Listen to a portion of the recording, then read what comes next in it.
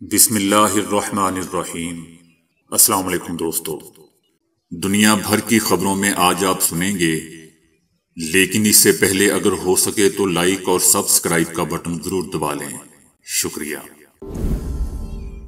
اسرائیل میں نیتن یاہو کی پالیسیوں کے خلاف سول نافرمانی کی تحریک کی شروعات۔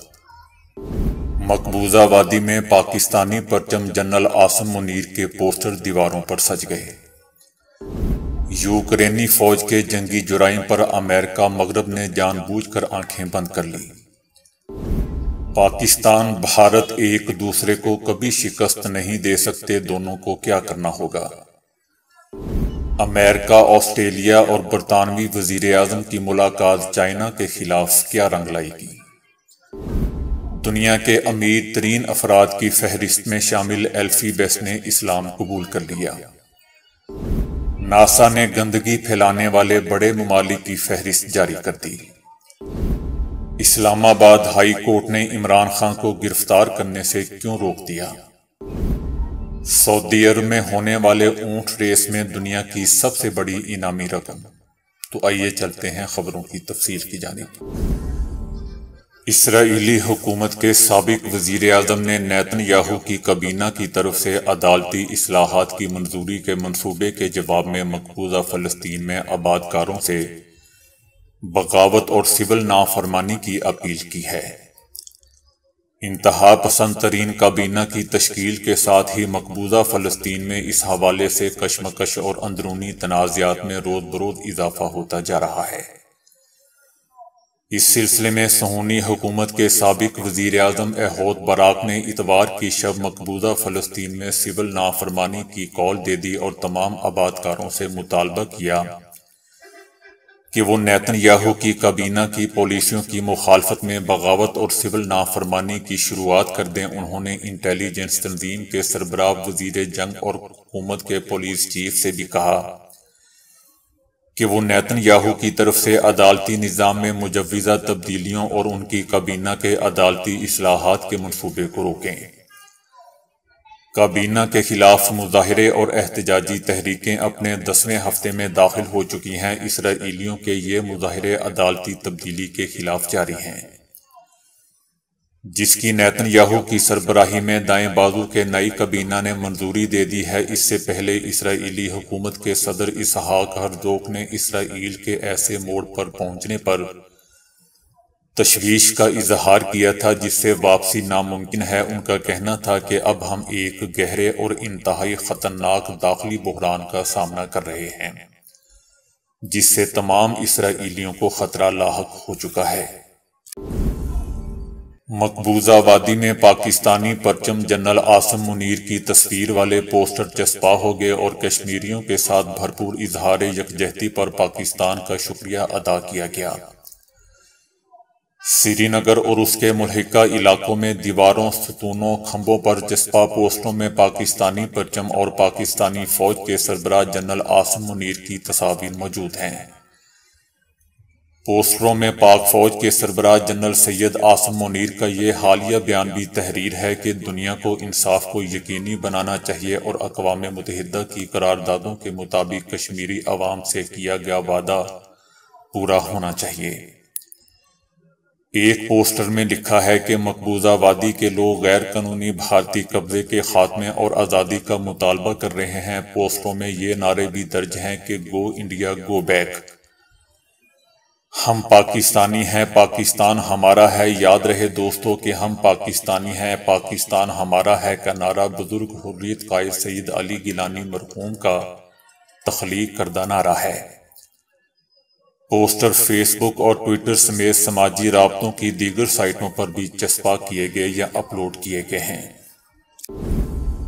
روس نے عالمی برادری پر جنگ کے دوران یوکرینی فوج کے جنگی جرائم پر خاموشی اختیار کرنے کا الزام لگایا ہے۔ مغربی میڈیا اور انسانی حقوق کے بین الاقوامی میکانزم نے یوکرینی فوج کے جرائم کے سلسلے میں جان بوجھ کر اور بزدلانہ طریقے سے خاموشی اختیار کر رکھی ہے۔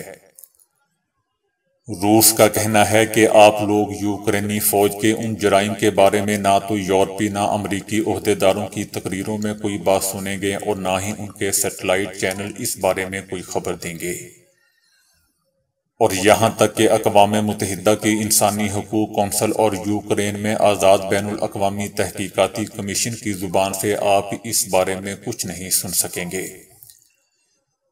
یوکرین کے مسلح گروہ ڈونباس کے علاقوں کے شہروں اور رہائشی مکانات اور شہری تنصیبات پر مغرب کے دیے ہوئے توپ خانوں کے ذریعے گولہ باری کا سلسلہ جاری رکھے ہوئے ہے۔ یوکرینی فوج جان بوجھ کر سکولوں، ہسپتالوں اور شہری تنصیبات کو ہی نشانہ بنا رہی ہے۔ دوستو، یاد رہے کہ یوکرین جنگ پچھلے 13 مہینے سے جاری ہے، جس کے سیاسی، فوجی اور اقتصادی سماجی اعتبار سے منفی نتائج برآمد ہو رہے ہیں، لیکن اس کے باوجود مغربی ممالک یوکرین کی امداد جاری رکھے ہوئے ہے، اور مغرب امریکہ ہی اس جنگ کے طول ہونے کا باعث بنا ہوا ہے۔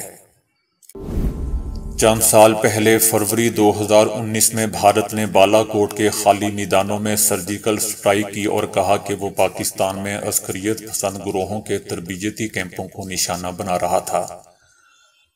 اگرچہ وہاں کوئی کیمپ نہیں تھا اور صرف چند درختوں کو ہی نقصان پہنچا تھا، لیکن ایک ایٹمی قوت کی جانب سے دوسری ایٹمی قوت پر اس طرح کا حملہ جنوبی ایشیا کی منفرد صورتحال کی عکاسی کرتا ہے۔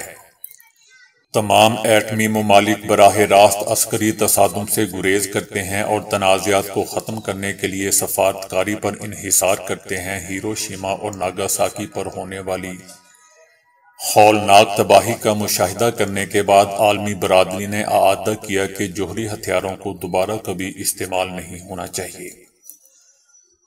1962 میں کیوبا کا میزائل بحران وہ واحد موقع تھا جب امریکہ اور روس ایٹمی تصادم کے بہت قریب آ گئے تھے۔ تب تنازعات کو حل کرنے میں سفارتکاری نے اہم کردار ادا کیا تھا۔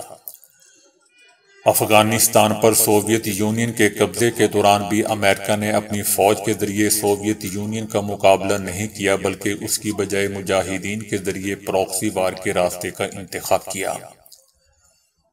سرد جنگ کے خاتمے اور امریکہ کی قیادت میں ایک عالمگیر دنیا کے ابھرنے کے باعث دنیا کے مختلف حصوں میں تنازعات پھوٹ پڑے، لیکن اسی دور میں بھی ایٹمی ممالک کے درمیان تصادم کی نوبت نہیں آئی۔ آج دنیا امریکہ اور چائنا کے درمیان سخت مقابلہ دیکھ رہی ہے، اور چائنا کے عروج کو روکنے کے لیے امریکہ نے بھارت، آسٹریلیا اور جاپان کو اتحادی بنا لیا ہے۔ تاہم یہ دونوں ممالک براہ راست جنگ کرنے سے گریز کر رہے ہیں۔ یہاں سوال دوستو یہ پیدا ہوتا ہے کہ بقیہ ایٹمی ممالک کے مقابلے میں جنوبی ایشیا میں معاملات اتنے مختلف کیوں ہیں؟ بھارت اور پاکستان دونوں ہی جوہری ہتھیاروں سے لیس ہیں، لیکن وقفے سے ان کے درمیان تصادم ہو رہا ہے، جن میں 1999 کی کارگل جنگ اور 2002 میں 10 ماہ طویل فوجی سرگرمیاں شامل ہیں۔ اس وقت بھارتی وزیر اعظم نریندر مودی ہندوستان میں ہندو راشٹر بنانے کے لیے کوشش میں نظر آ رہے ہیں اور خطے میں مسلسل پاکستان کو تنہا کرنے کی کوشش میں ہے۔ ان کی یہ کوششیں امن کے امکانات کو متاثر کر رہی ہیں اور اس سے جنوبی ایشیا میں عدم و استحکام کا خطرہ مزید بڑھ رہا ہے۔ پاکستان اور بھارت کو دیگر ایٹمی ممالک سے کچھ سبق سیکھنا چاہیے اور اس بات کا احساس کرنا چاہیے کہ ایٹمی ماحول میں جیت کی کوشش کرنے کے فوائد سے زیادہ اس کے سنگین نتائج برآمد ہو سکتے ہیں۔ دو ایٹمی طاقتیں کبھی ایک دوسرے کو دوستو شکست نہیں دے سکتی۔ چائنا نے کہا ہے کہ امریکہ اور برطانیہ کی جانب سے آسٹریلیا کو ایٹمی آبدوز دیے جانے سے علاقے میں ہتھیاروں کی دوڑ میں اضافہ ہو جائے گا، جس سے پورے علاقے کا امن و امان تباہ ہو جائے گا۔ دوستو، امریکہ اور برطانیہ نے بحر الکاہل اور بحر ہند میں چائنا کے بڑھتے اثر و رسوخ کے بہانے کے تحت آئندہ برسوں کے دوران آسٹریلیا کو ایٹمی آبدوز فراہم کرنے کا اعلان کیا ہے۔ امریکی صدر جو بائیڈن، آسٹریلیا کے وزیر اعظم اینٹونی اور برطانوی وزیر اعظم رشی سوناک نے چند روز پہلے امریکہ میں ملاقات کی ہے اور آسٹریلیا کو ایٹمی آبدوز کی ضروری وسائل فروخت کرنے پر بات چیت کی ہے۔ یاد رہے دوستو کہ آکس معاہدے کے تحت امریکہ، برطانیہ اور آسٹریلیا بحر ہند اور بحر الکاہل کے خطے میں اپنی مشترکہ سرگرمیوں میں بھی اضافہ کریں گے۔ برطانیہ کے امیر ترین تاجروں میں سے ایک ایلفی بیسٹ اسلام کی حقانیت کے قائل ہو کر دین اسلام میں داخل ہو گئے۔ ایک چھوٹی موبائل دکان سے پوری کمپنی بنانے اور دنیا کے امیر ترین افراد کی فہرست میں شامل ہونے والے ایلفی بیسٹ نے اسلام قبول کر لیا ہے۔ یاد رہے دوستو کہ چند مہینے قبل ایلفی بیسٹ نے ایک تصویر شیئر کی تھی جس میں وہ ایک مسجد میں کھڑے ہیں۔ انہوں نے تصویر کے کیپشن میں لکھا تھا کہ جسے اللہ ہدایت دیتا ہے اسے کوئی گمراہ نہیں کر سکتا، اور جس کو وہ گمراہ کر دے اسے کوئی ہدایت نہیں دے سکتا۔ برطانیہ میں سب سے تیزی دوستو پھیلنے والا مذہب اسلام ہے۔ وہ دل کے سکون اور روح کی راحت کی تلاش میں نکلے تھے اور یہ سفر انہیں مذہب اسلام تک لے گیا۔ خیال رہے کہ برطانیہ میں ہونے والی حالیہ مردم شماری میں انکشاف ہوا ہے کہ برطانیہ میں تیزی سے پھیلنے والا مذہب اسلام ہے۔ ناسا نے سیٹلائٹ اور زمینی ڈیٹے کی مدد سے 60 کے قریب سائنسدانوں نے ان مقامات کی نشاندہی کی ہے جو کاربن ڈائی آکسائیڈ جذب کرنے میں اہم کردار ادا کر رہے ہیں، جبکہ کاربن ڈائی آکسائیڈ اخراج کرنے والے ممالک میں سر فہرست چائنا اور امریکہ شامل ہیں۔ اس فہرست میں مجموعی طور پر 100 ممالک کا جائزہ لیا گیا ہے جو صنعتی عمل سواریوں اور دیگر ٹیکنالوجی کی بدولت فضا میں کاربن ڈائی آکسائیڈ کی غیر معمولی مقدار خارج کر رہے ہیں۔ کاربن ڈائی آکسائیڈ ایک گرین ہاؤس گیس ہے جو زمین پر عالمی تپش یعنی گلوبل وارمنگ کی وجہ بن رہی ہے۔ کاربن ڈائی آکسائیڈ جذب کرنے والے خطوں میں جنگلات، سبزے کے مقامات اور دیگر مقامات شامل ہیں۔ تاہم اس تحقیق کا مقصد کسی ملک کا نام لینے کی بجائے پوری زمین پر کاربن اخراج اور جذب کا جائزہ لینا تھا۔ ناسا نے کہا ہے کہ ہم بہت تیزی سے مشکل ترین صورتحال کی جانب بڑھ رہے ہیں۔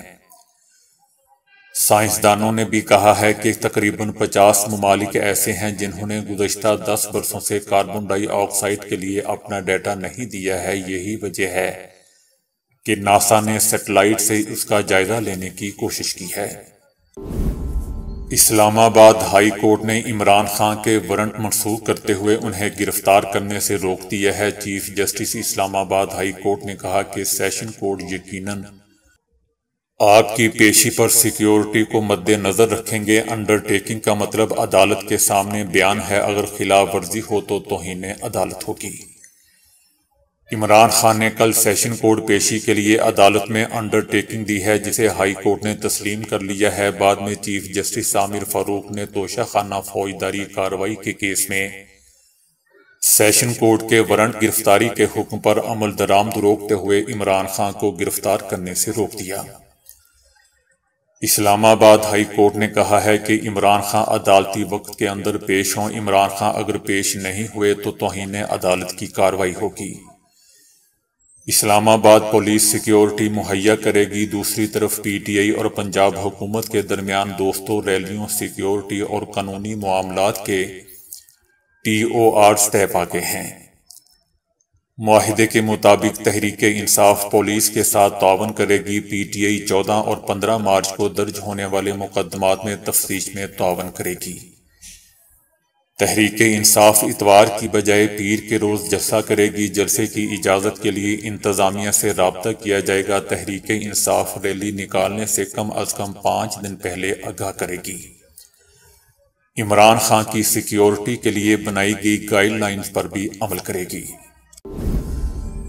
سعودی عرب میں ہونے والے العلا اونٹ ریس میں کھیلوں کی دنیا کی سب سے بڑی انعامی رقم دی جائے گی۔ یہ اونٹ ریس ٹورنامنٹ معروف سیاحتی مقام العلا میں منعقد کی جا رہی ہے، جس میں دنیا بھر سے حصہ لینے والے 40 بہترین اونٹوں کے مالکان پر انعامات کی بارش کی جائے گی، جس کی مجموعی مالیت 80 ملین سعودی ریال بنتی ہے۔ یہ خطیر رقم دوستوں ڈالرز میں 2 کروڑ سے زائد جبکہ پاکستانی روپوں میں 5 ارب 95 کروڑ بنتی ہے، یعنی تقریباً 6 ارب بنتی ہے۔ دنیا بھر میں اب تک دوڑ کے کھیل میں اتنی بڑی انعامی رقم تقسیم نہیں کی گئی ہے۔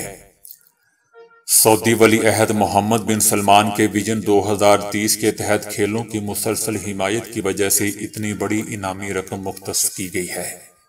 تو دوستو ابھی کے لیے اتنا ہی۔ ویڈیو کو لائک اور شیئر کرنے کا بہت بہت شکریہ۔